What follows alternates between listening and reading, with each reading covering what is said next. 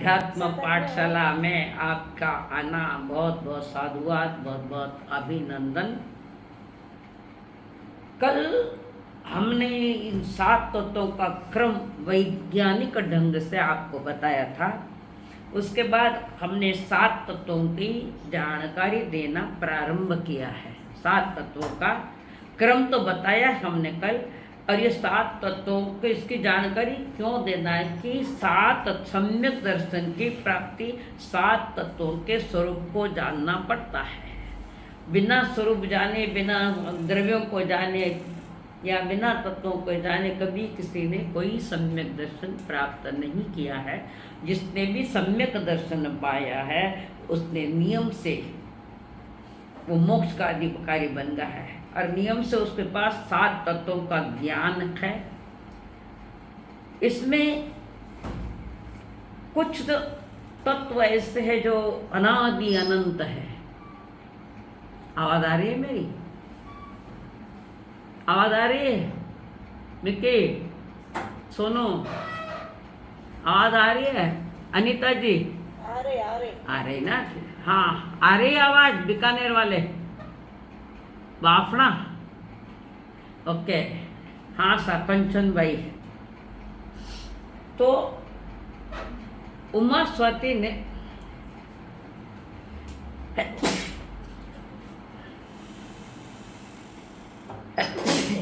उमा स्वाति ने सम्यक दर्शन के प्राप्ति के जो कारण बताए,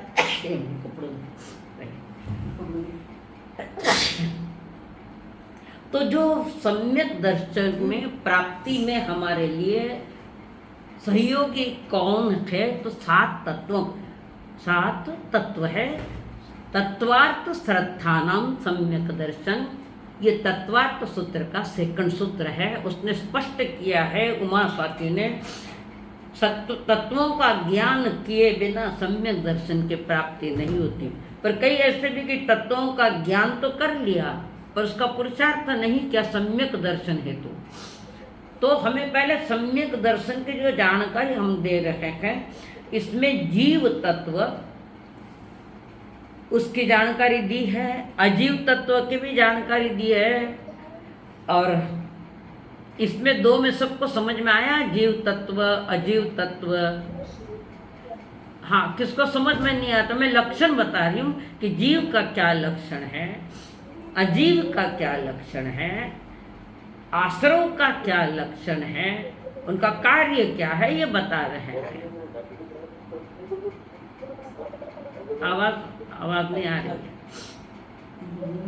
तो आज कल आपको हमने आश्रव तत्व की बात रखी है। 7 तत्वों के तीसरे नंबर में आश्रव तत्व आता है। तो कल मैंने आश्रव तत्व की बात की। जीव का प्रमुख लक्षण क्या है कि ज्ञान दर्शन। अजीव का लक्षण क्या है कि जिसमें ज्ञान दर्शन नहीं है और जो जड़ है, जीव रहित वो जड़ है, वो अजीव। अब उसका भी कल विश्लेषण काफी किया मैंने। अब ले रही हूँ आश्रव तत्व। तो आश्रव कल 2 बताए थे, एक द्रव्याश्रव और एक भावाश्रव। द्रव्याश्रव में 8 कर्मों के आना, 8 कर्मों का आना और आत्मा के साथ बंधना। आ रही आवाज? हाँ। और भावाश्रव जो हमारे भीतर में भाव मन है, उसके जो परिणाम थे मिथ्यात्व राग द्वेष के, तो मिथ्यात्व राग द्वेष का निमित्त पाकर जीव ने 8 कर्मों को निमंत्रित कर दिया, 8 कर्मों को अपने घर लाकर बिठा दिया। ये आज का नहीं, अनादि से है। अनंत पुद्गल परावर्तन बीत गए इसमें कि हम कर्म बांधते हैं, पुराने निकलते हैं, नए आते हैं, पुराने निकल रहे। यहाँ कटिंग नहीं है। एक बार आश्रव तत्व से डिवोर्स ले लिया तो आपकी वितराग की यात्रा प्रारंभ हो जाएगी। तो द्रव्याश्रव में आश्रव यानी कर्मों का आना, द्रव्याश्रव यानी 8 कर्मों का, 7 तथा 8। आयुष्य कर्म एक बार बंधता है, बाकी 7 कर्म बनते रहते हैं। प्रति समय जीव अनंत कर्मों को निमंत्रित कर ले रहा है। आज समय की परिभाषा कल बताई थी। तो प्रति समय जीव 7 तथा 8 कर्मों का बंध करता है, जिसको हम कार्मण वर्गणा कहते हैं। कार्मण यानी कर्म, वर्गणा यानी समूह। समूह में अनंत अनंत कार्मण वर्गणाएं आ रही है। वो बुलाए बिना नहीं आई है, बुलाए बिना पावना नहीं आवे, और बुलाए बिना पावना तो मेरी कदर भी नहीं हुए, पर आप ज़्यादा ही कदर कर रही है हाँ मेरी।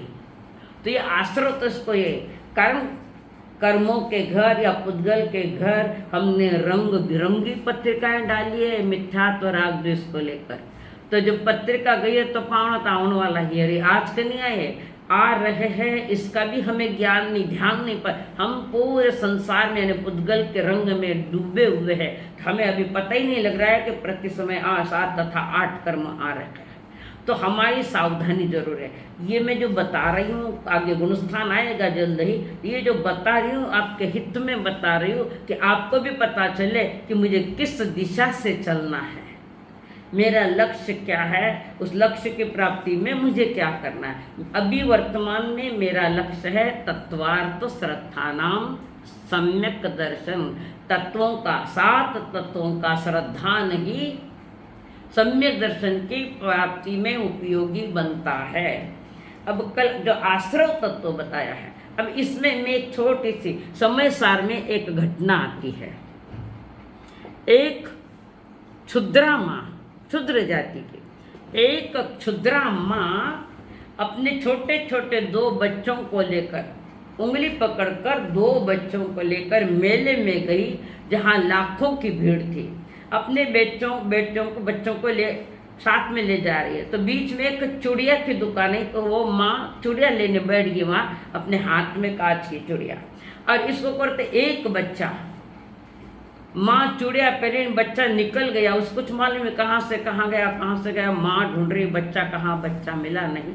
एक बच्चा उसके पास है और दूसरा बच्चा चौराहे पर रो रहा है। ये माँ को मालूम न कि बहुत रोई, और फिर एक ही बच्चे को लेकर वो घर गई। चौराहे पर वो छोटा बच्चा बैठा हुआ है, रो रहा है, कुछ समझ में नहीं आता है। तो एक ब्राह्मण वहाँ से जा रहा था, तो वो ब्राह्मण उस बच्चे को पूछता है क्या बात है, क्यों रो रहे, कौन चाहिए। उसे कुछ समझ नहीं, छोटा है वो बहुत छोटा है, कुछ कह नहीं पा रहा है। तो उसको उसका रुदन रुकाने के लिए ब्राह्मण ने उसको चॉकलेटें दी। रुदन तो बंद हुआ, पर माँ नहीं मिली उसको। आखिर ब्राह्मण उस बच्चे को लेकर अपने घर गया और अपने घर जाकर सारे के सारे ब्राह्मण के संस्कार दे रहा है। कौन से?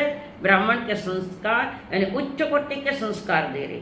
और एक लड़का माँ के पास है, क्षुद्रा माँ के पास।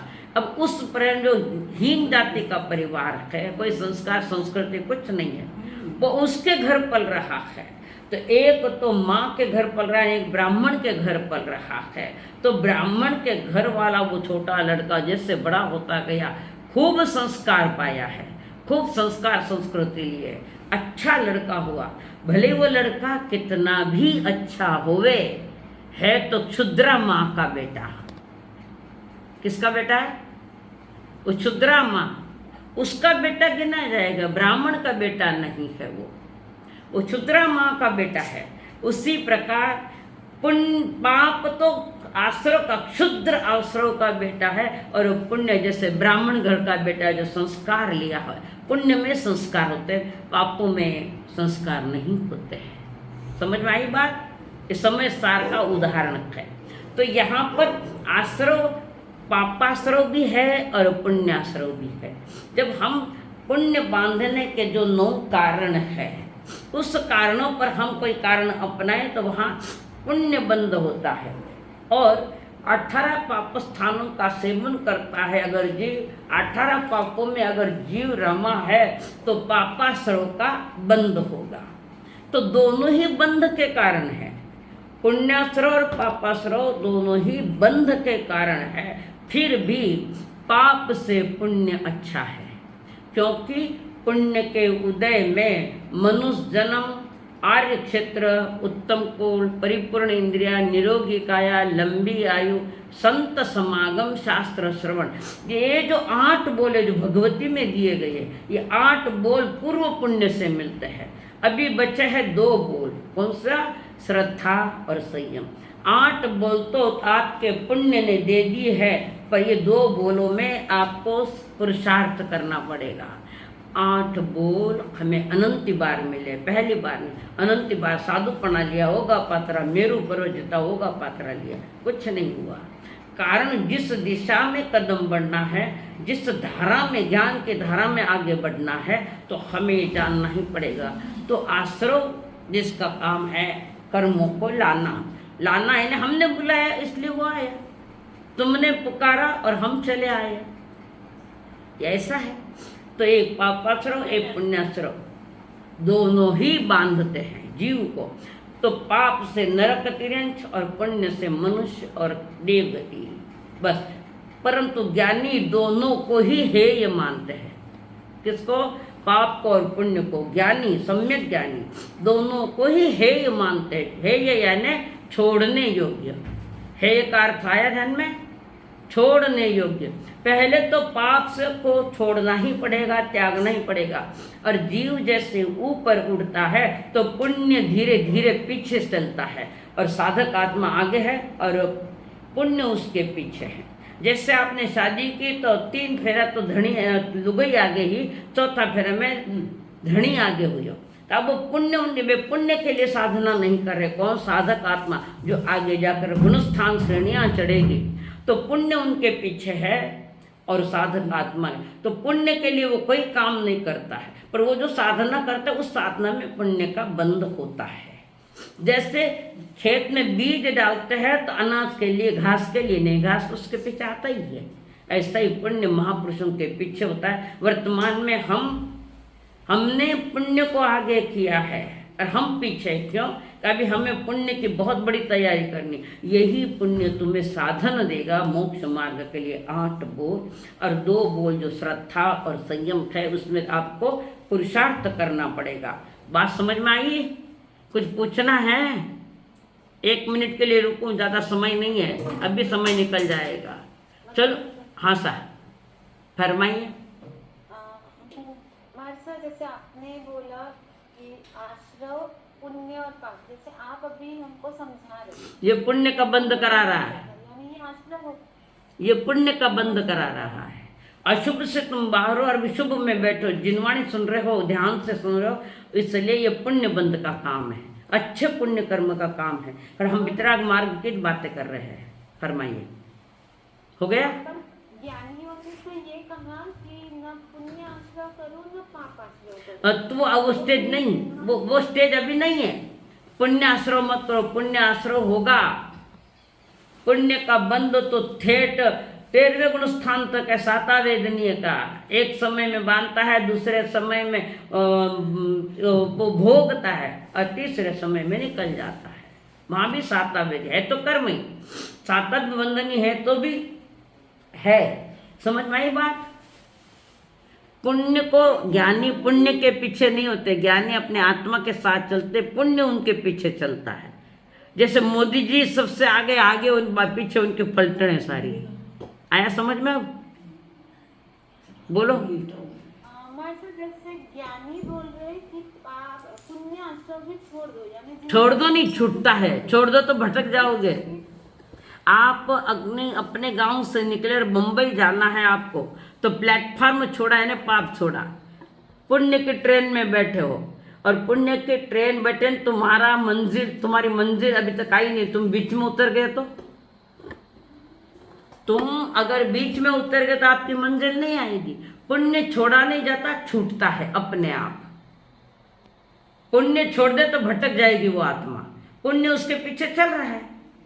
बाहर की जो उनकी क्रिया है, ज्ञानी की शुभ क्रिया है, तो शुभ से तो पुण्य का ही बंद होगा ना। पर वो पुण्य बांधने के लिए कुछ नहीं कर रहा, वो अपने आप हो रहा है। उनकी बाहर की क्रिया पवित्र है, कारण वो ज्ञानी है। आया समझ में? ठीक है, ओके। और किसको कुछ पूछना है? आवाज जोर से। हाँ सर, दया पालो। आश्रव के 2 आश्रव और भाव आश्रव। हाँ, तो भावाश्रव में वो जो राग नहीं, समत्व भाव, भावाश्रव नहीं, किसके लिए? आश्रव ना। तो वे अपने परिणामों में देव गुरु के प्रति खूब भावना विश्वास करता है और धर्म की सारी मनोवचन काय की जो क्रिया करता है वो जीव, उसमें उसका पुण्य बंध होता है। वो भी क्रिया व्यवस्थित, जैसे एक सामयिक कर रहे हो आप तो 32 दोष टाल के अगर वो सामयिक है तो तुम्हारा उत्कृष्ट पुण्य बंधेगा। आपके कितने 32 दोषों में कितने दोष टल रहे हैं?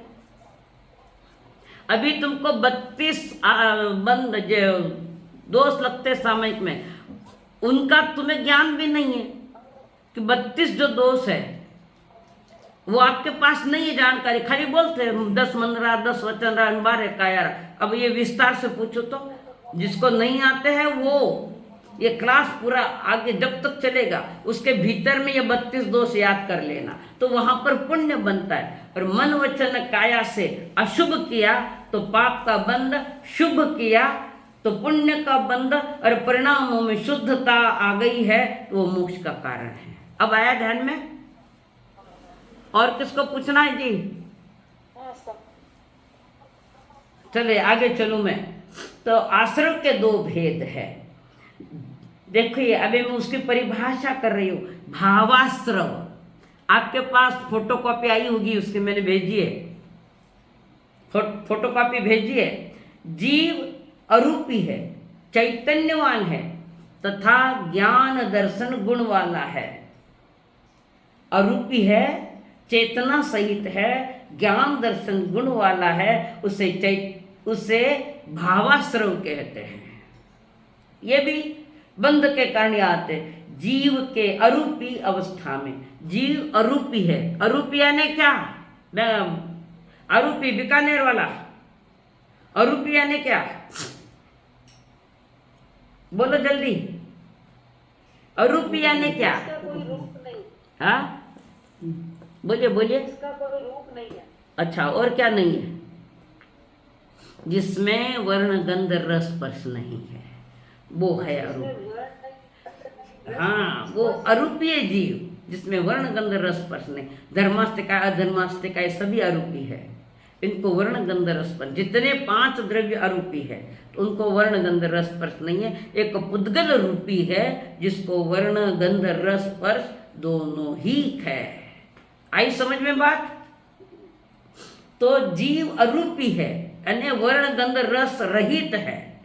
तो वो जीव जो चैतन्यवान है, जिसके पास ज्ञान दर्शन है, उस चैतन्यवान के जीव के अरूपी अवस्था, जीव अरूपी है तो जीव के अरूपी की अवस्था में पाप पुण्यमय जो परिणाम होते हैं या हो रहे हैं उसे भावाश्रव कहते हैं। आया समझ में? जीव के अरूपी अवस्था में जो पाप पुण्य रूप परिणाम आते हैं, जो भी घटना घटती है वो पहले भीतर में घटती है, पुनः बाहर में होवे भी और नहीं भी होवे। जैसे तंदुल मच्छ, मगरमच्छ के भापने में चावल के आकार का अंगुल का असंख्यात भाग उसके अवगानक है। वो लेता देता कुछ नहीं, पर परिणाम बिगड़े हुए उसके कि जैसे वो मगरमच्छ मुंह फाड़े बैठा, पानी आता है, मछलियाँ आती है जाती है, आती है जाती है, वो तंदुल मच्छ सोचता है इसकी जगह मैं होता तो एक भी मछली नहीं छोड़ता, सब खा जाता। एक मछली खाई नहीं, परिणाम इतने बिगाड़े कि आयुष्य पूरा करके 7वीं नरक में थे, थोड़ा ही नहीं। कहाँ? तो ये जो परिणाम, बाहर कोई क्रिया हुई नहीं, पर सारा खेल अंतरंग के परिणामों में है। आपके अंतरंग परिणाम शुभ रखो, शुद्ध तो अभी कोई मिलना नहीं, शुभ रखो, पाप में मत रखो, अशुभ मत रखो, ये ज्ञानी जन के है। तो हम थोड़ा बहुत बच सकते हैं। तो जो पाप पुण्य के परिणाम आते हैं आत्मा के अरूपी अवस्था में, उससे भावाश्रव कहते हैं। समझ में आई? भावाश्रव की परिभाषा समझ में आई? ये कौन बैठा है मच्छरदानी में? भीड़। आगे भावाश्रव हमारे भीतर के परिणामों को भावाश्रव कहते हैं। उसका निमित्त पाकर, उसका निमित्त किसका? भावाश्रव का, अंतरंग परिणामों का निमित्त पाकर लोक में जो परमाणु उसके पास है वो परमाणु कर्म रूप परिणत होकर जीव के साथ आकर बैठ जाते हैं। पापाश्रव वाला हो तो पाप के परमाणु आएंगे, पुण्याश्रव वाला तो पुण्य के परिणाम आएंगे। सारी स्थिति हमारे अंतरंग परिणामों पर ही है, बाहर पर इतना नहीं है। भरत महाराज 6 खंड के राज किया, पर अंतरंग परिणामों में वो 6 खंड के प्रति आसक्त नहीं है। वो सतत अपनी मौत को सामने रखता है। सतत कब मौत आएगी, कब पकड़ ले जाए, इसके पहले मैं अपनी साधना कर लूँ। तो वो सतत किसी चीज पर उनको कोई अटैचमेंट नहीं, कोई आसक्ति नहीं। इसलिए अंदर के परिणाम शुभ है तो बाहर क्रिया भी उनकी शुभ है। और जैसे वो आरिसा भवन की चाली, तो आरिसा भवन में कहते हैं कि वो अंगूठी का निमित्त पाकर उनको केवल ज्ञान हुआ है। तो आरिसा भवन में केवल ज्ञान नहीं हुआ है, आरिसा भवन में सम्यक दर्शन हुआ है। और वहाँ से वे निकल कर पंच महाव्रतधारी बनते, दीक्षा लेते हैं, और एक मुहूर्त में उनको केवल ज्ञान हो जाता है। एक मुहूर्त में। इनके पिताजी को केवल ज्ञान होने में 1000 वर्ष लगे, 1000 वर्ष लगे, इनको नहीं लगे। ये परिणामों की विचित्रता है। जितने परिणाम उच्च कोटि के होंगे और तीव्रता लेकर होंगे, तो वो जीव सम्यक दर्शन प्राप्त करता हुआ साधु बनेगा। समझ में आई बात? आरिसा भवन में उन्हें सम्यक दर्शन हुआ है, कारण केवल ज्ञान केवल दर्शन संयमी आत्मा को होता है, महाव्रतधारी को होता है, सामान्य को नहीं। भले हमारे यहाँ कह दे कि ग्रस्त लिंग सिद्धा, ये सिद्धा जो बता रहे, तो नहीं है वो उसकी पूर्व अवस्था है। उस अवस्था से वो साधुपने में आया हुआ है, वे मोक्ष जाते हैं। पर हमारी कुछ बातें लोग इसको चिंतन मनन नहीं करते हैं, जो सुनी सुनाई बात है वो बता देते हैं, इसलिए हम कंफ्यूज में। वे ये कहते हैं, मैं ये कह रही हूँ, मैं आगम अध्यात्म के साथ कह रही हूँ। मैं किसी के गिराने में कारण नहीं बनूंगी, किसी के पतन में या जिनवाणी के विपरीत कहने में मैं कारण कभी नहीं बनूंगी। मैं तो जैसे परमात्मा की देशना में हमने जाना समझा है आगम के माध्यम से। एक बात रखना बीकानेर वाले, आगम ज्ञान बिना आत्म ज्ञान नहीं होता। जब भी ज्ञान हुआ है तो वो आगम ज्ञान निमित्त पड़ा है हमारे पास। पर आज तो आगम तो सारे कपाट में बंद है, अरिहंत देव भी नहीं है। तो तुम्हें दिशा देने वाले और निर्देशना की बात बताने वाले वर्तमान में संत है, और वो उल्टा सुल्टा बोले तो वो तो गिरेंगे ही, पर उनका निमित्त पाकर वे भी गिरेंगे।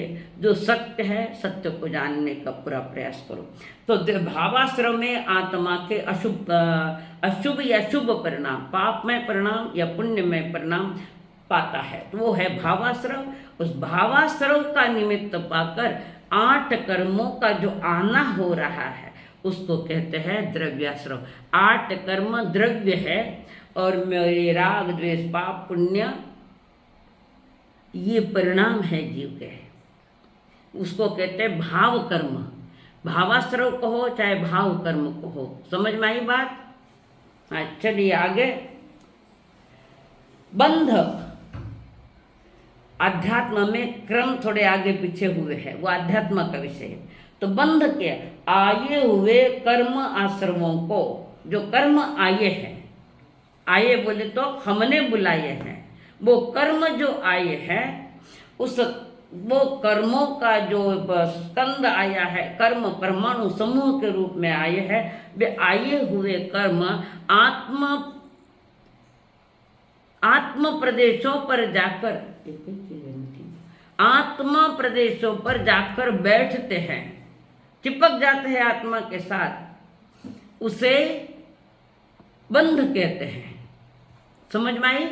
जो पाप पुण्य का आश्रव आया है, पाप पुण्य के जो कर्माश्रव हुआ है, आने का कारण हुआ है, तो वो आत्मा के ऊपर जाकर बैठते हैं। क्या आवाज वहां से गई है कि इन साथ राग द्वेष किया, जो कुछ भी किया पाप में पुण्य में, तो उसका कारण तो मैं ही हूँ, तो मेरे ही आत्म प्रदेशों पर वे कर्म आएंगे और जगह नहीं जाते।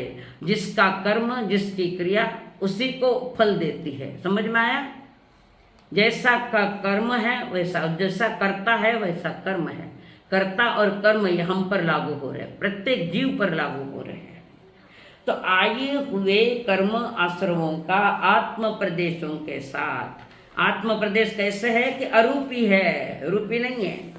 आत्म प्रदेश रूपी नहीं है, पर आए हुए कर्म रूपी है, जड़ है, उद्गलमय है, इसलिए वे रूपी है, वर्ण गंध रस स्पर्श वाले है। ध्यान में आया बंद? भाव कर्मों के कारण द्रव्य कर्म आए, द्रव्य कर्म उदय में आए कि नए भाव कर्म किए, तो भाव कर्म नए के तो नया द्रव्य कर्म आया, नया द्रव्य कर्म उदय में आए तो भाव कर्म हुआ। यहाँ हमें वर्तमान की सावधानी रखना जरूर है कि नया कर्म आए नहीं। हम संवर या ज्ञाता दृष्टा के भाव में संसार में रहना पाप नहीं है, पर संसार अंदर में बसाना पाप है। हमारे भीतर में संसार बैठा है, कौन सा? राग द्वेष और मोह के ये जो संसार है, सूक्ष्म संसार है। बाहर का संसार खतरनाक नहीं, खतरनाक हमारे भीतर में जो परिणाम आ रहे हैं और जिससे कर्म तैयार हुए, पर वो आत्मा के ऊपर, आत्म प्रदेशों के ऊपर आकर बैठे हैं। समझ में आ रही है? चलूं आगे आगे।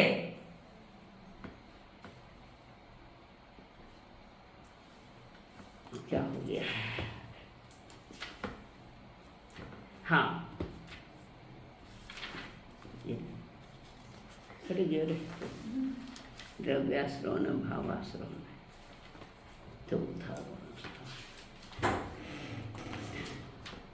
हाँ, आगे चलिए। जो है बंध के भी दो भेद, एक भाव बंध, उस परिणामों में रुकना, राग द्वेष मिथ्यात्व या शुभाशुभ परिणाम में रुकना, वो भाव बंधक है। हाँ, भाव बंध है। और जो द्रव्य बंध है, जो 8 कर्म जो आए हैं, मिथ्यात्व, अवरत, प्रमाद, कषाय और योग का निमित्त पाकर जो कर्म तैयार होकर 8 कर्म का बंध जीव के आत्म प्रदेशों के साथ बंधते हैं, उसे द्रव्याश्रव। भावाश्रव में परिणाम है, द्रव्याश्रव में कर्मों का आना और आत्मा के साथ जुड़ना, ये बंध तत्व, भाव बंध और द्रव्य बंध। आगे है संवर, जिस परिणामों के कारण कर्मों के आने का मार्ग रुके उसे संवर कहते हैं। तो संवर या सामयिक, जीव कोई संवर में कोई सामयिक में है तो सिर्फ आत्मचिंतन करेगा, आत्म मनन करेगा, आत्मा के साथ अगर जो कर्म उदय में आ रहे हैं उस उदय कर्म में कोई प्रतिक्रिया नहीं देवे, राग से या द्वेष से कोई भी प्रतिक्रिया नहीं देवे, तो नए कर्म आवे नहीं, पुराने कर्म रुके। तो वर्तमान समय को लिया है, अतीत अनागत का साधना में कोई संबंध नहीं है। जो संबंध है वर्तमान, एक समय, एक समय करते अनादि बीत गया हमारा। और मनुष्य के पास सबसे बड़ी संपत्ति कौन सी है? चलो, हर जीव के पास सबसे बड़ी मालिकियत की संपत्ति क्या है? कौन बतावे? भाई बतावे? उर्मिला जी, अनिता जी, मिक्की जी, बताओ। हर जीव के पास सबसे बड़ी संपत्ति कौन सी है? हाँ, सब बताओ। ना ना ना ना ना ना, और कौन बोले? कौन बतावे? हाँ, नहीं जी, नहीं। जीव के पास सबसे बड़ी संपत्ति जीव को मिली है तो वो वर्तमान समय है। जिस वर्तमान समय में हम सही जजमेंट ले, सही निर्णय करें, तो वो समय हमारे लिए महान उपयोगी हुआ है। अनंत समय बीत गया, पर ऐसा एक भी क्षण नहीं कि जिसने हमने उत्कृष्ट बनाया है।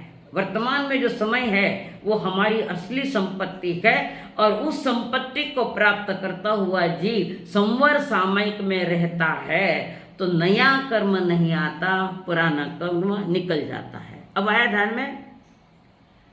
समझ में आया? अरे कुछ हाँ ना? चलिए, आप कुछ नहीं कह रहे तो मैं समझ गई कि समझ गया है। आगे निर्जरा तत्व, पूर्व में बंधे कर्मों का, पहले जो कर्म बंधे, पूर्व में बंधे कर्मों का आत्म प्रदेशों से धीरे धीरे अलग होना या झड़ना, अलग होना या झड़ना। जैसे आपका पांव कीचड़ में पूरा भर गया कीचड़ के कारण, और पूरा पांव भर गया उस कीचड़ के साथ। अब आपको पांव साफ करना है तो कीचड़ में करोगे क्या?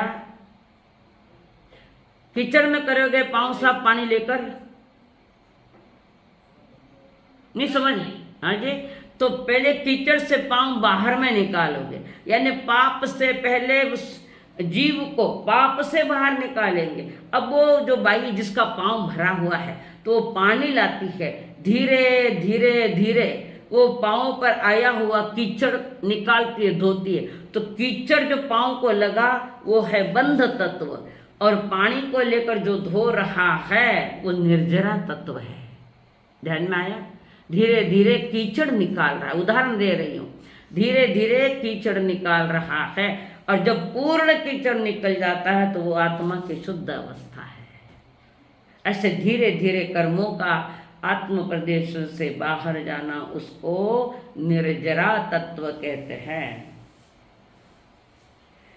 तो अब निर्जरा के भी दो भेद है। भाव निर्जरा, जीव के परिणामों के निमित्त से पूर्व कर्म झड़ते हैं या क्षीण होवे, वो भाव निर्जरा है। और भाव निर्जरा से तप के निमित्त से द्रव्य कर्मों का आत्मा से अलग होना, 8 कर्मों का आत्मा से अलग होना, उसको द्रव्य कर्म कहते हैं। और भाव निर्जरा, भाव निर्जरा क्या है? अंतरंग परिणामों में विशुद्धि ला रहा है, विशेष शुद्धि ला रहा है। बंध के कारण जो है उसको रोक रख दिए, उन्हें पुराने कर्म निकल रहे हैं, वो निर्जरित हो रहे हैं। इसका निमित्त कौन है? संवर सामायिक, जिससे कर्म निर्जरा होती है।